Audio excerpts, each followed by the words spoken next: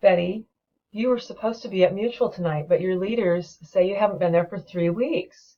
You lied to me about where you were and were alone with a boy, even though you know our family rule is no dating until you're 16.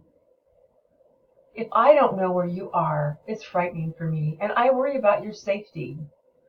If there was an emergency and I needed you home, I would have no idea where you are.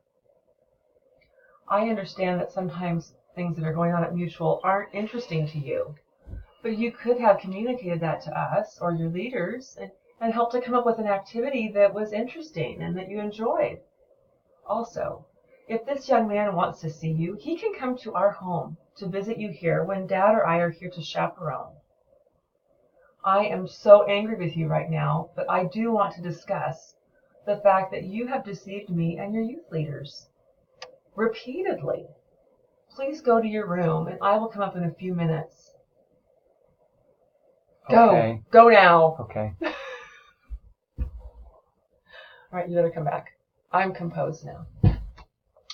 I've decided that starting today, you are grounded for a week, and you will not have access to your cell phone. During this time, you will apologize to your leaders.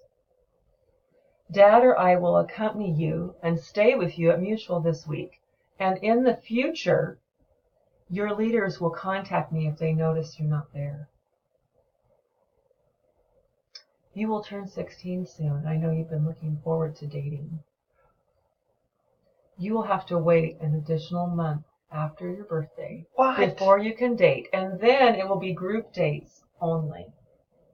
Gross.